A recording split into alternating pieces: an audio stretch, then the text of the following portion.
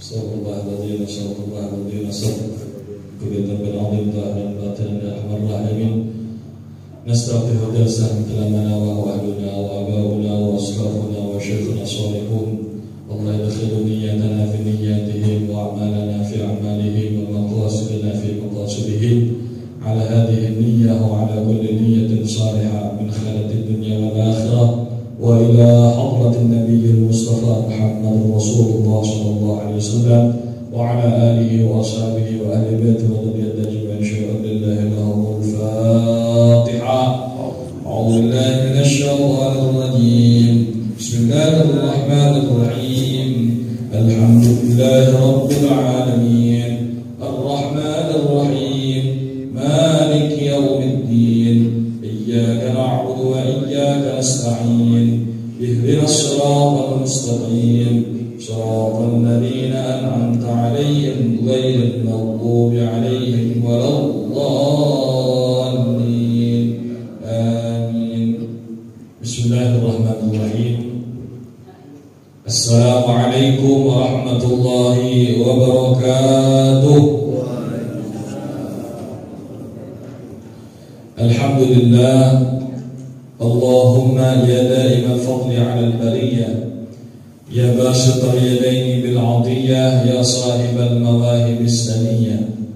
Salli wa sallim ala sayyidina Muhammad khairil wara sadiyah, waghfir lana ya dal 'ula fi hadhihi al-lailah. Nawayna ta'alluma wa ta'lim wa tadhakkura wa tadhkira naf'a wal intifa' والإفادة والاستفادة والحث على تمسك بكتاب الله وسنة رسول الله والدعاء إلى الهدى والدلالة على الخير ابتغاء وجه الله ومرضاته وقربه وثوابه سبحانه وتعالى. Hadratul Mukarram wal Muhtaram yang kami hormati dan kami muliakan, Ketua dan segenap para pengurus Masjid Raya yang kami hormati, para orang-orang tua kami sekalian, ayahanda dan ibunda, serta segenap para jamaah sholat subuh yang mudah-mudahan Bapak Ibu kita semua berharap kepada Allah Ta'ala agar kiranya setiap amal ibadah yang kita lakukan mudah-mudahan semuanya dapat diterima dan dilipat gandakan oleh Allah Subhanahu wa taala. Kita juga berharap kepada Allah mudah-mudahan keburukan demi keburukan yang kita kerjakan, kekhilafan, kesalahan yang kita lakukan baik sengaja ataukah tidak, mudah-mudahan semuanya dapat diampuni oleh Allah Subhanahu wa taala. Amin ya rabbal alamin. Hadirin hadirat yang dirahmati oleh Allah Subhanahu wa taala. Alhamdulillah, thumma alhamdulillah. Kita bersyukur kepada Allah Subhanahu wa taala atas nikmat yang telah Allah taala karuniakan kepada kita. Tidak ada kalimat yang lebih utama dan haruslah untuk kita utamakan selalu, yakni sebagai bentuk rasa syukur kita kepada Allah. Sebab hadirin, kita sebagai seorang hamba tidaklah pernah terlepas daripada karunia nikmat dari Allah Subhanahu wa taala. Dan nikmat dari Allah itu begitu banyak. Nikmat dari Allah itu bukan hanya sekedar kenikmatan dunia, kebahagiaan dan kesenangan saja, akan tetapi nikmat yang besar yang Allah karuniakan kepada kita, Allah berikan kepada kita hidayah, Allah berikan kepada kita taufik, sehingga Allah mempermudah langkah kaki kita untuk dapat hadir di dalam majlis ta'lim seperti ini. Jadi Bapak Ibu, ada yang disebut dengan hidayah, ada lagi yang disebut dengan taufik. Hidayah ini berbeda dengan taufik. Orang yang dapat hidayah belum tentu dia dapat taufik, tapi orang yang dapat taufik sudah barang pasti dapat hidayah. Hidayah itu petunjuk, jalan dari Allah Subhanahu wa taala. Nah, hidayah ini Bapak Ibu dak baca dia datang dewe. Nah, kudu dijemput. Sering sekali kita mendengar ketika kita mengajak seseorang untuk ibadah, mengajak seseorang untuk ke masjid, apa jawabannya? Kaget bela nunggu hidayah. Kita ngomong payu kamu terus maya ayah ke bae nunggu hidayah. Nah kata Imam Habib Abdullah bin Alwi Haddad kata beliau apa? Hidayah ini dah baca itu bae dan dijemput. Mana tak di antara cara kita jemput hidayah di antara dengan sebab kita duduk dalam majelis ilmu seperti ini. Nah orang-orang dapat hidayah mungkin sudah di-share, dibagikan berita acara tentang pengajian di subuh hari ini. Semua orang sudah membaca berita itu. Nah itu bentuk hidayah dari Allah, bentuk petunjuk dari Allah Subhanahu wa taala. Tapi banyak orang yang mendapatkan hidayah belum tentu dapat taufik.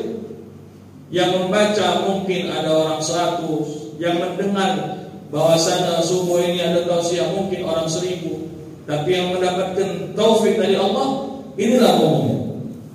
Artinya Bapak Ibu, kehadiran kita di tempat ini patut kita syukuri. Kenapa? Allah telah anugerahkan hidayah, Allah telah anugerahkan kita taufik, yakni kekuatan, dan Allah pilih kita untuk dapat duduk dalam majelis ilmu. Nah, duduknya kita dalam pengajian ini bukanlah hal yang sia-sia. Banyak sekali fadilah, keutamaan yang Allah berikan kepada orang-orang yang hadir dalam majelis ilmu. Tinggal ke depan kita minta mudah-mudahan diistiqamahkan oleh Allah Subhanahu wa taala. Di antara nikmat yang besar yang Allah karuniakan kepada kita, Allah jadikan kita semua umat Nabi besar Muhammad sallallahu alaihi wasallam. Mudah-mudahan Bapak Ibu kelak nanti di hari kiamat kita mendapatkan syafaat beliau. Amin ya rabbal alamin. Hadirin yang dirahmati oleh Allah Subhanahu wa taala. Disebutkan dalam sebuah hadis Nabi SAW mengatakan, "Idza marartum bi riyadil jannah farta'u." Kata Nabi, Bapak Ibu, kalau kamu lewat taman surga, maka kata Nabi, farta'u, hampiri, datang. Mendengar hadis ini, sahabat ini sedikit ragu, sedikit kebingungan. Karena Nabi menyebutkan apabila kalian lewat taman surga, datang. Apa yang membuat keraguan dalam hati para sahabat? Nabi mengatakan taman surga, sedangkan surga itu adanya setelah akhirat nanti. Di dunia ini belum ada surga. Surga dan neraka itu ada setelah nanti di kampung akhirat.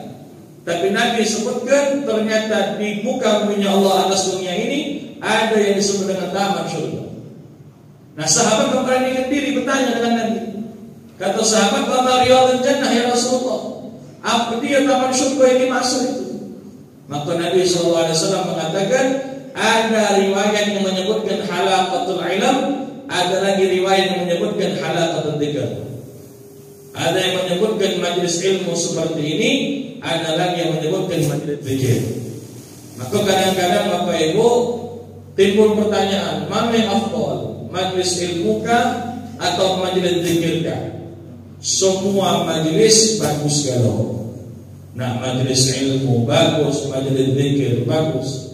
Tapi suatu ketika Nabi SAW pernah masuk dalam masjid. Di dalam masjid itu ada 2 kelompok. Yang satu sedang berzikir, yang satu sedang membahas ilmu. Maka Nabi SAW duduk di dalam majelis ilmu itu. Setelah kelar majelis, sahabat memberanikan diri bertanya, "Ya Rasulullah, ngapa kau lebih memilih majelis ilmu? Ngapa kau tidak gabung dengan kami duduk sama-sama berzikir?" Kata Nabi SAW, setiap amal haruslah didahulukan dengan ilmu.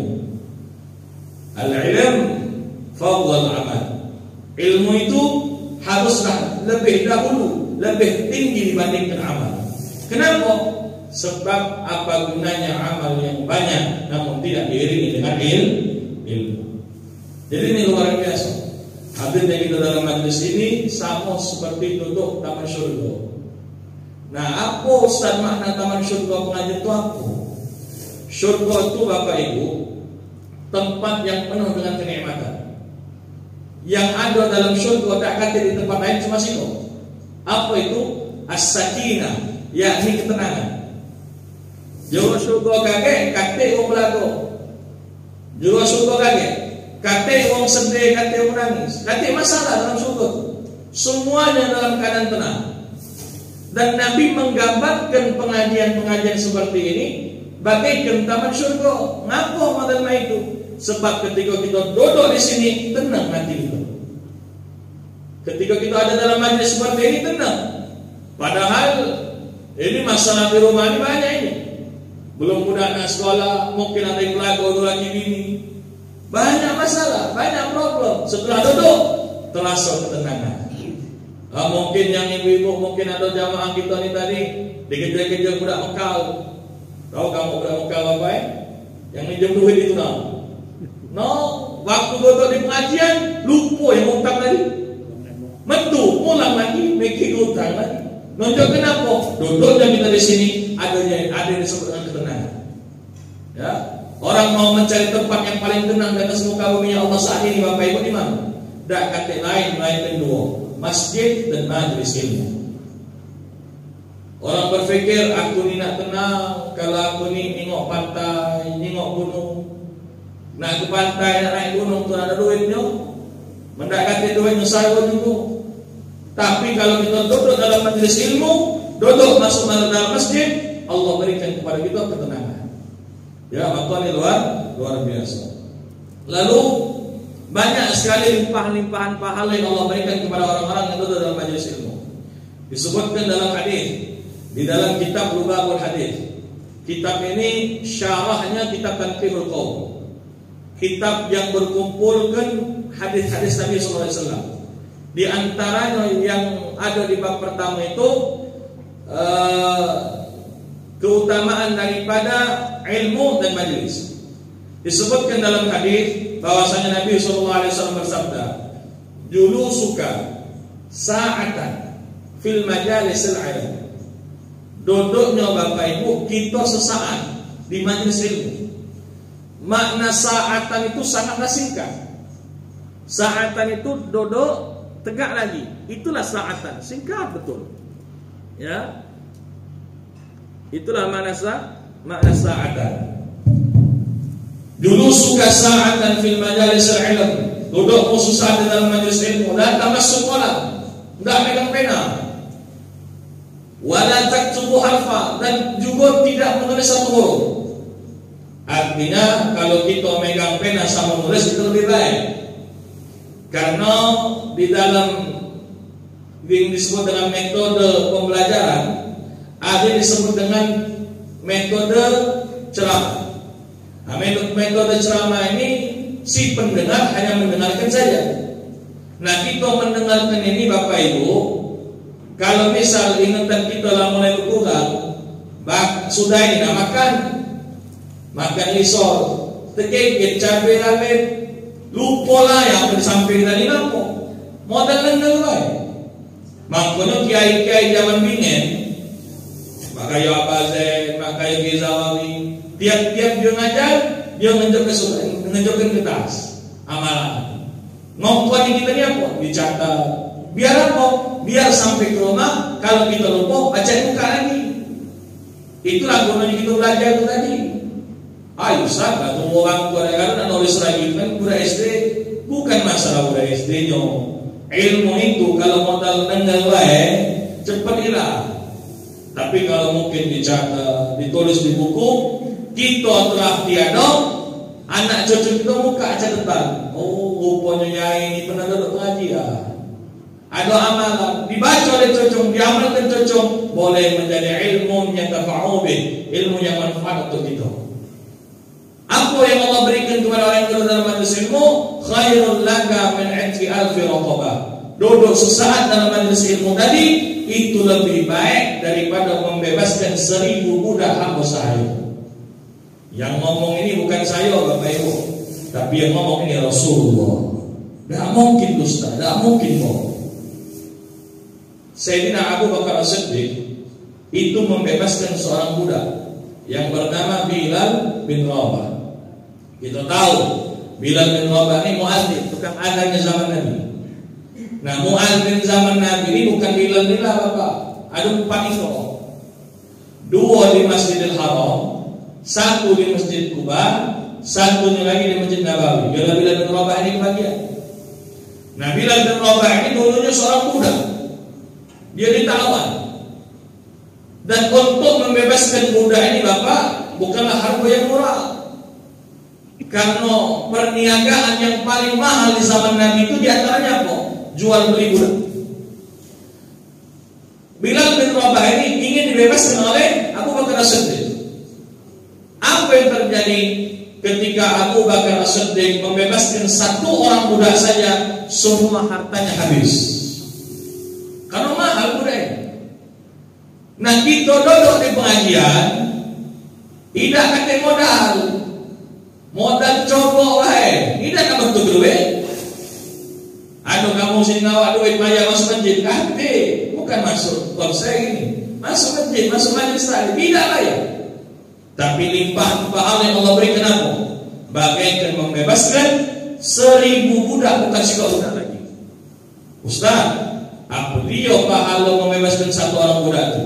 Siapa orang, kata Nabi, yang membebaskan satu orang budak, maka Allah bebaskan dia dari api nerakanya Allah Subhanahu wa ta'ala. Nah, mana dengan kita duduk di pengajian? Bukan satu orang budak, 1000 budak hamba sahaya yang kita bebaskan di jalan Allah Subhanahu wa ta'ala. Yang kedua, Bapak Ibu, Nabi juga sebutkan dalam hadis, hudul majlis ilmu afdalu min salati alfi raka'ah. Kata Nabi, duduk dalam majlis ilmu ini lebih baik daripada kita salat sunnah 1000 rakaat. Ini kadang-kadang kita bertentangan dengan hadis ini. Tak ada sekedar duduk majlis ilmu itu lebih baik daripada salat sunnah 1000 rakaat. Kenapa disebutkan model itu? Apa gunanya salat sunnah 1000 rakaat kalau tak ada ilmunya? Dia tidak tahu bagaimana takbir yang benar, dia tidak tahu bagaimana cara salat yang benar. Inilah guna pengajian ini, Bapak. Guna kita duduk pengajian ini, yang tidak tahu dari tak, yang tak terti dari terti. Moga kita salat sunnah 1000 rakaat, kalau tidak ada ilmunya, patut ditolak oleh Allah. Maka lebih baik kita, kata Nabi, lebih baik duduk dalam majlis ilmu. Itu lebih baik daripada salat sunnah 1000 rakaat. Jangan kena 1000 gitu semayang. Terawih 11 lagi kita baca lamun dodo dari baju. Tambah lagi nak 23. Banyak lamun dodo dari baju. Ini 1000 rakaat. Dengan sebab apa? Sekedar duduk dalam pengajian. Masya Allah. Disebutkan siapa orang, kata Nabi, sallu raka'at al-fajri khairun minad dunya wa ma fiha. Wong yang sholat sunat fajar. Nah, sholat sunat fajar ini kadang-kadang jadi pertanyaan wong. Ustaz, sholat sunat fajar itu mana? Apa ke sholat sunat fajar ini ialah qobliyah subuh itulah? Apa kado lain lagi? Maka kalau menurut ulama fikih, yang dimaksud dengan sholat sunat fajar itu ialah qobliyah subuh itulah. Qobliyah subuh itu. Nah, qobliyah subuh ini kan Bapak, tidak ada ba'diyah setelah subuh. Maka ulama fikih mengatakan boleh kita untuk sholat sunnah qobliyah subuh ini tidak usah cantumkan qobliyatannya, tidak usah sebutkan qobliyatannya. Sebab sesuatu yang qobliyatan maka dia dituntut untuk ba'diyatan. Sedangkan habis subuh kan tak ada ba'diyah. Jadi mana Ustaz? Usolli sunnatan raka'at al-fajri raka'ataini lillahi ta'ala. Selesai. No, Ustaz, selama ini qobliyatan pula kami ini. Ya sudah, ada apa-apa. Itu ilmu baru gitu. Karena sesuatu yang qobliyatan dia dituntut untuk ba'diyatan. Jadi boleh memisahkan niat salat subuh tadi, sunnahnya usolli sunnatan fajri raka'ataini lillahi ta'ala. Itu disebut dengan sholat sunat fajar. Tapi menurut ulama tasawuf, sholat sunat fajar itu lain. Bukan qobliyah subuh, bukan. Memang ada sholat sunat fajar sebelum masuk waktu subuh. Nah, tapi itu disamakan dengan sholat tahajud. Maknanya itu. Jadi berbeda pendapat antara ulama tasawuf dan ulama-ulama fikih. Ya, jadi kami ini kata mana Ustaz? Melok maghrib itu sudah kawin. Tetaplah sudah biasa. usolli sunatan fajri, nak qobliyatan dipakai apa-apa, atau misalnya seorang ini lillahi ta'ala. Kalau Bapak Ibu kita konsisten salat sunat fajr ini 2 rakaat tiap hari konsisten, maka Allah cukup kehidupan kita di alam dunia. Allah cukup hanya dengan 2 rakaat. Mak mana kita duduk dalam majlis ini, itu lebih baik daripada salat sunat 1000 rakaat. Limpahan pahala yang Allah berikan kepada kita. Wa min iyadatul afi marid, dan juga itu lebih baik daripada nyengok 1000 orang sakit. Duduk dalam pengajian ini Bapak, lebih baik daripada nyengok 1000 orang sakit. Kita ke rumah sakit Hermina, tiap kamal tu kita topi, Assalamualaikum, ngapa mancik? Kantin nyengok bawah, kenal dah mamang ini. Baca report, fikir lagi nak maling kita. Ini Bapak tak mungkin kita pakai 1000, tapi dengan sebab duduk pengajian lebih baik daripada menyengok orang sakit. Ya. Dan juga apa kata Nabi SAW disebutkan dalam riwayat, wa min syuhudi alfi janazah, dan itu lebih baik daripada menghantarkan 1000 jenazah. Ya. Dari kita lahir sampai kita sekarang tak terhitung. Kira-kira rasa-rasanya belum sampai 1000 jenazah yang dihantar. Makanya Bapak kadang-kadang uang ini banyak hantar daripada sholat, banyak hantar jenazah daripada mayang ini. Kadang-kadang budak motor ini tegak depan masjid. Uji kita bayu semayang, lajulah bagian jari baik semayang, kami bagian ngantak baik. Uji muda tadi. Padahal ini afdal kalau Bapak, sholat itu afdal juga, sholat jenazah itu. Sholat jenazah itu kata Nabi, siapa orang sholat jenazah, bukan sholat sunat, sholat fardu kifayah, sholat jenazah, maka dia mendapatkan 1 qirat. Apa dia qirat itu wahai Rasulullah? Qirat itu apa? Gunung Uhud, Jabal Uhud, cuma emas kalau. Jabal Uhud cuma emas.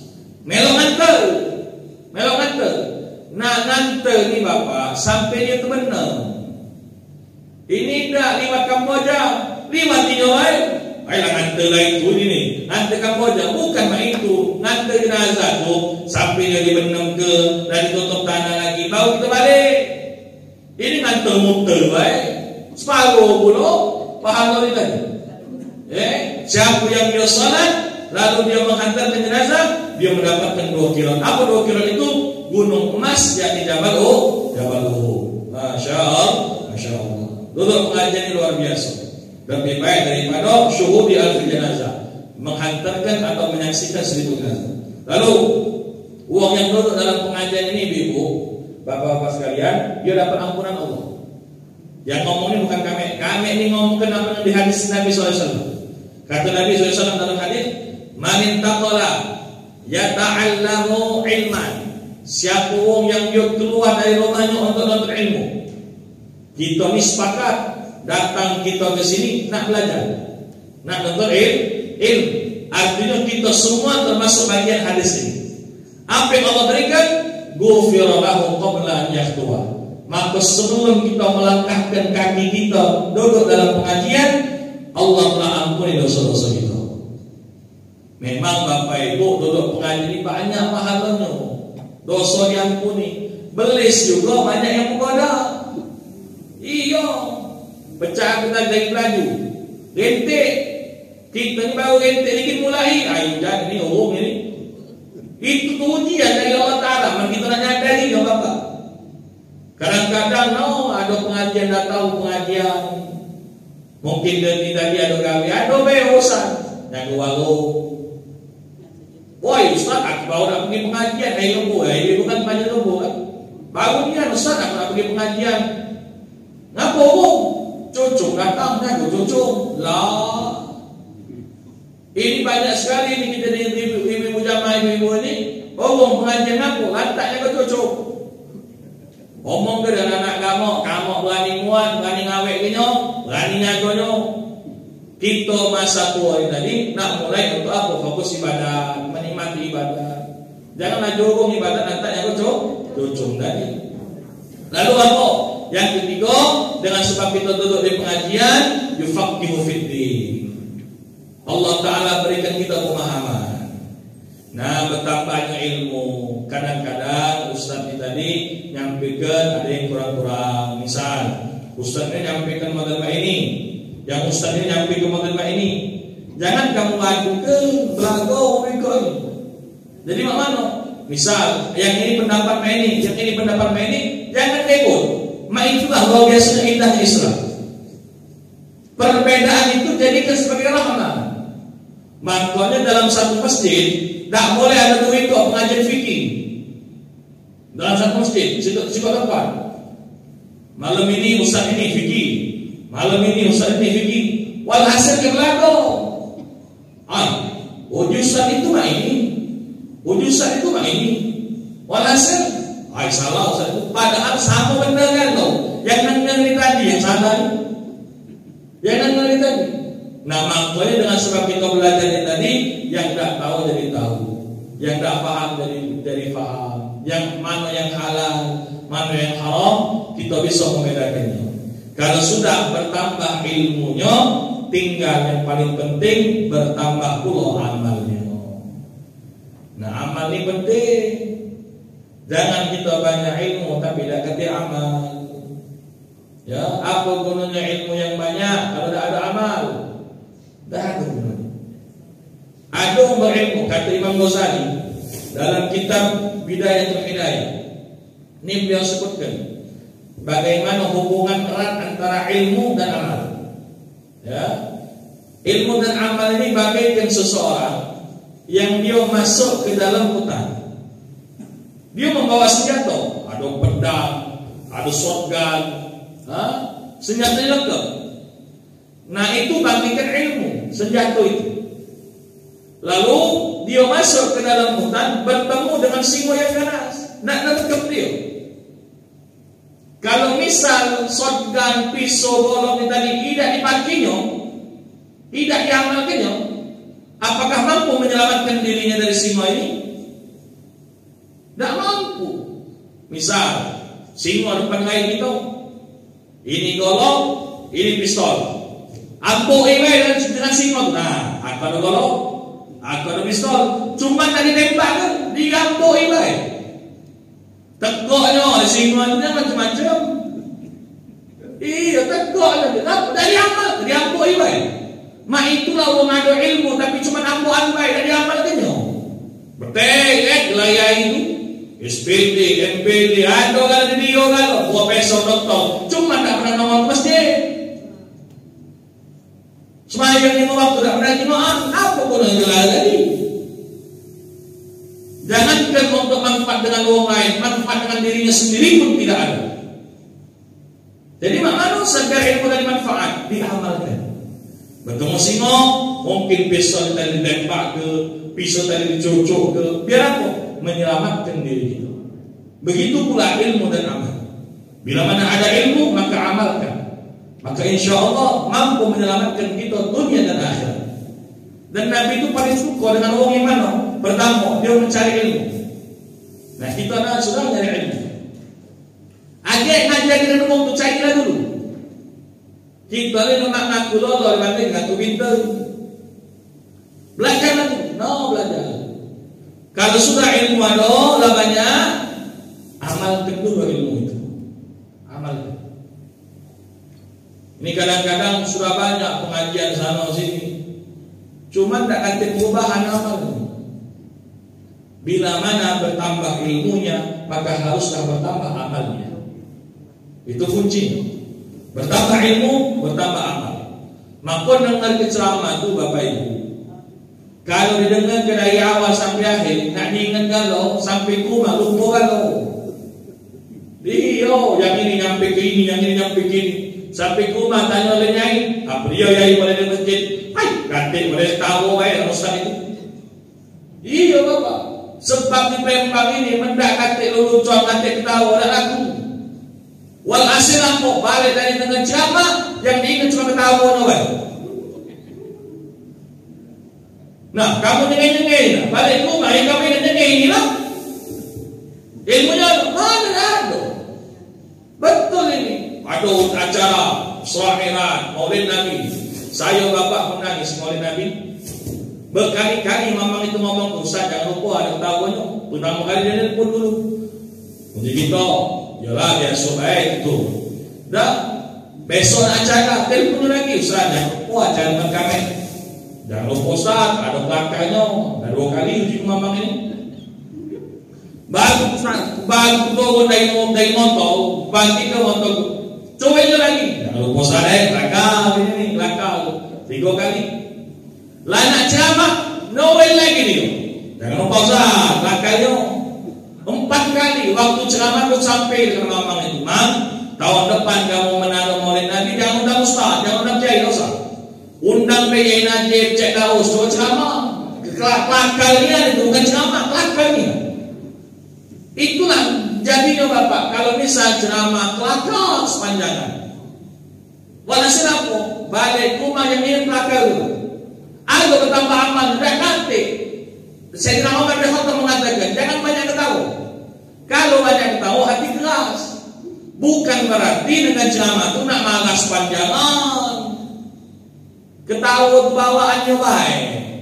Ini kadang-kadang ada memang niat mengatur. Kita ni Bapak, kalau nak ceramah, kalau nak nyampaikan sesuatu, kita di rumah tu buat dulu poin-poinnya apa. Agar apa? Agar tersusun penyampaian kita. Ini dah bukan nak nyampe ke materi, bukan nyantet materi. Nyantet apa lagi ke kelakar saya? Nyantet kelakar ke lah. Sampai orang balik dari rumah, dari masjid, yang diingat cuma apa? Kelakar ke lah. Memang berbagai macam cara orang dalam teknik penyampaian ini. Ada yang nak kelakar sepanjangan, ada lagi yang nak jadi tadi nangis sepanjangan. Ada juga model itu. Belum ceramah kiai itu, lalu kawan, tengoklah nangis lagi. Kepegini tadi, ada nak marah baik, ada juga nekak sepanjangan. Nah tinggal kita tadi mak mana nerimanya baik. Tapi ingat Bapak Ibu, walaupun berbagai macam teknik penyampaian yang harus itu ingat apa ilmu. Maka tadi aku sampaikan, jangan diingat gaduh. Agak sampai rumah lupa kan? Yang diingat kenapa? Utama itu majelis ilmu. Kalau sudah punya ilmu, diamalkan. Amalkan itu untuk menyelamatkan diri kita. Misal Ustaz tadi menunjuk bacaan, baca amalkan ini. Nah amalkan itu. Agak besok minggu depan atau bulan depan ada pengajian lagi, boleh amal lagi, berilmu lagi, diamalkan lagi. Lah banyak ilmu kita, banyak pula amal kita. Ya. Amalkan. Nah sudah diamalkan, barulah yang ketiga. Apa yang Nabi suka itu sampaikan dengan keluarga kita. Kata Nabi, balighu anni walau ayat. Sampaikan. Kita ni Bapak Ibu wajib dari penceramah kalau wajib Bapak. Cuma jangan megang-megang. Iya, kamu megang-megang jadi penceramah, tidak diundang lagi. Penceramah mana kira-kira? Bukan ceramah di masjid. Kamu punya anak lanjut tahu. Itu bentuk cara dakwah itu adalah itu. Kita punya anak sampaikan. Nah, mak ni tadi boleh ilmu. Ini dia ilmunya mak ini. Sampaikan. Jangan kita jadi orang tua yang dayus. Tak boleh, tak baik. Kita sibuk ibadah, kita sibuk nyari ilmu, tapi kita tak tahu mana dari anak-anak itu. Hadirin yang dirahmati oleh Allah Taala. Inilah harus kita perhatikan. Ya. Ketika kita sudah duduk majelis ilmu, memang majelis ilmu di Palembang ini, nah ada pendorong-pendorongnya, faktor-faktor pendorong. Apa di antaranya? Pengajian di Palembang ini mendapati ko'onya sepi. Kadang-kadang tahu tidak kamu ko'o. Nah, tahu ko'o pula. Itulah apa lemper lagi, itu ko'o namanya. Kalau lemper ada banyak itu kok orang. Nah di Palembang ini mendekati model itu sago pengajian. Sago. Lagi itu lagi masih model ini. Kepengin tadi. Memang ada faktor-faktor mendukung tadi. Tapi bukan itu kita cari. Ilmu tadi. Maka setelah kita punya ilmu, kita amalkan. Setelah kita amalkan, barulah kita dakwahkan. Kita sudah tahu anak kita ini yang benar. Setelah kita punya ilmu sampai dengan dulur kita, dengan keluarga kita, maka insya Allah apa yang kita dapatkan pada hari ini bermanfaat, mampu menolong kita nanti sampai kita di negeri akhirat. Sebab Bapak Ibu, yang bakal seluruh amal kita ini bakal terputus, ya kan? Waktu kita sampai aja, dah baca semayang lagi, dah baca sedekah lagi, dah baca puasa lagi, terputus. Namun ada yang berlangsung amal tadi walaupun itu sudah mati. Di antaranya apa? Al-ilmu yang tafa'u bih, ilmu yang manfaat. Nah, ilmu yang manfaat ini kira-kira ada dah gitu. Ilmu manfaat ini bukan ngaji baik. Segala macam ilmu kalau ada manfaatnya, itulah disebut dengan ilmu yang manfaat. Nah, kita ini membaca, tak boleh ilmu diamalkan, disebabkan agar apa? Agar ilmu tadi disebut dengan ilmu manfaat. Ilmu yang manfaat pacak nolong kita dalam nolong tubuh. Mungkin memang tidak manfaat uang banyak, anak-anak kita, dulur-dulur kita. Dan ingat, bukan sekedar ilmu Quran, bukan. Ilmu yang manfaat itu bukan sekedar ilmu agama, bukan.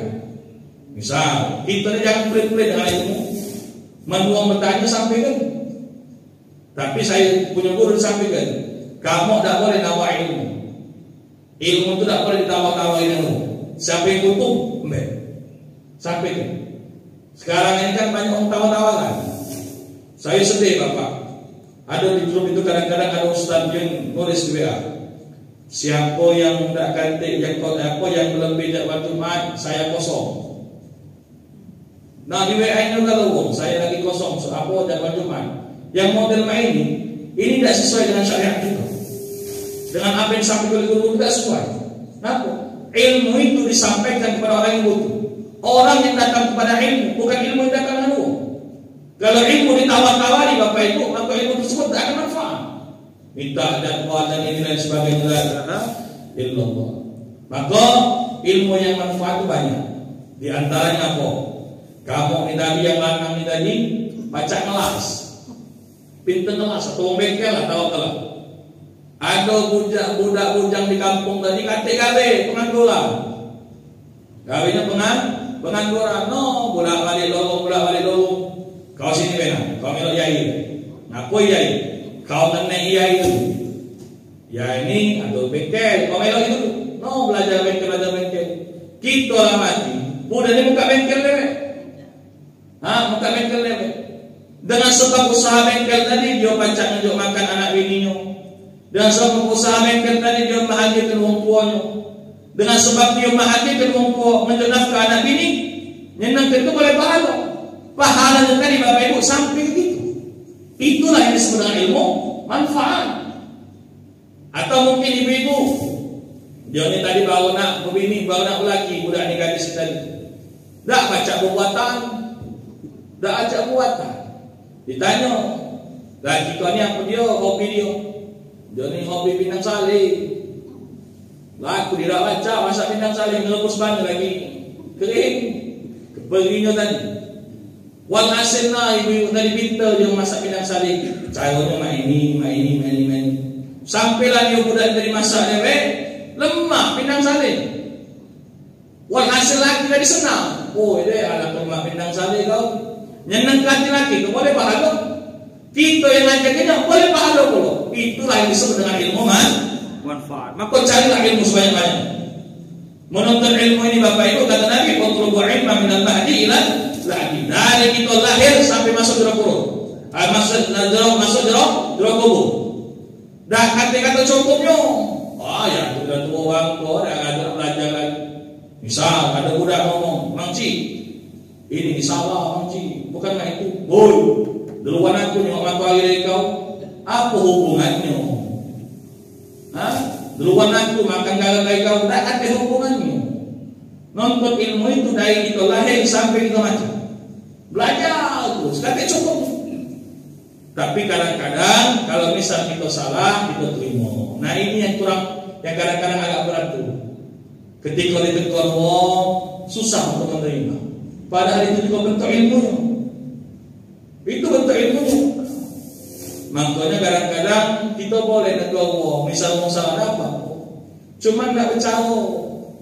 Zaman sekarang ini banyak orang negur, bukan nak menegur, nak malu ke? Lain bapak menegur dan malu ke?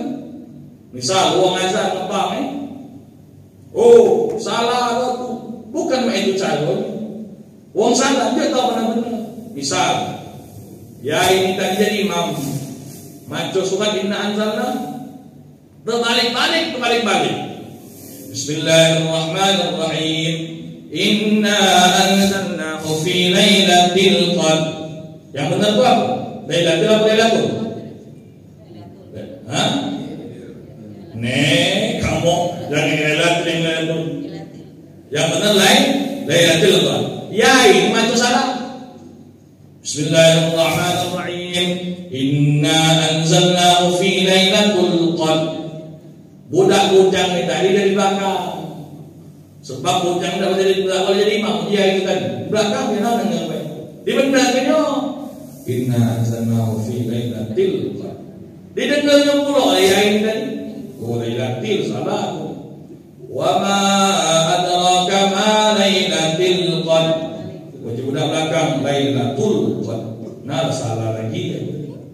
Walhasil bapak ibu kebalik lepas mayat cengkehnya budaya. Kau ni mana benda? Aku lelaku. Awal ayat itu yang dah baca. Awal ayat itu yang dah baca. Ketika kita disampaikan oleh Allah, kita terima ilmu itu. Tapi nyampe kita tadi nak percaya. Imam Hanafi pernah sekali bapak ada budak salah. Cuma Imam Hanafi negor yang luar biasa. Dipanggilnya budak ini dari tengah dalu, dijemputnya. Nah ini tahu tadi ini sudah dijemputnya tengah dalu. Ngapa dipilih tengah dalu? Biar sepi wong. Tak cukup sampai situ, naik pojok bukit. Ngapa di pojok bukit? Biar kita tengok. Sudah tengah dalu pojok bukit, waktu menjentau besek-besek pula. Kau cuma ini benar ini, jangan ini. Kenapa Imam Hanafi demikian seperti ini? Biar tak malu.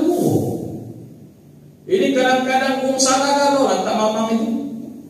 Wong ngepang salah, mimpin yasin salah, tahlil salah, dikongkon tak kalah. Lajulah kau bayar yasin laju. Oh jangan, laju kamu yang mudah-mudah wae no. Awal dah baca, ngomong dah baca.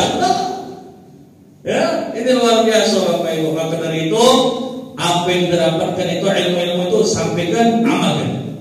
Maka insyaallah ilmu yang diamalkan bisa bermanfaat untuk kita dunia dan sampai nanti di negeri akhirat. Amin ya rabbal alamin. Sikap ilmu, sikap ilmu yang kami sampaikan, sikap amalan.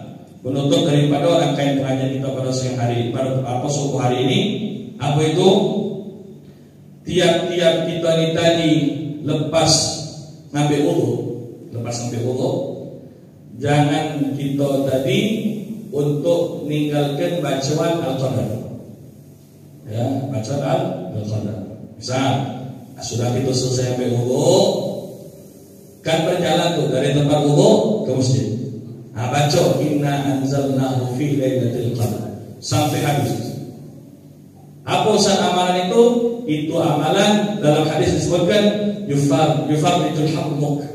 Siapa orang kata Nabi yang membaca inna anzalna setelah dia berwudu, ya, yufarrijul hammak, maka Allah Ta'ala jauhkan dia dari kesusahan. Misal ceramah ku dari jam 5 tadi sampai jam 6 ini dah kamu ingat. Nah balik dari sini gawat istiq amalan ini. Apa itu? Lepas kita berwudu, kita berjalan ke tempat sholat ini, baca inna anzalnahu fi lailatul qadar yufarrijul hammak, maka Allah Ta'ala jauhkan kita daripada kesusahan. Amin ya rabbal alamin. Kira-kira sampai sini ada yang ditanyakan? Tidak.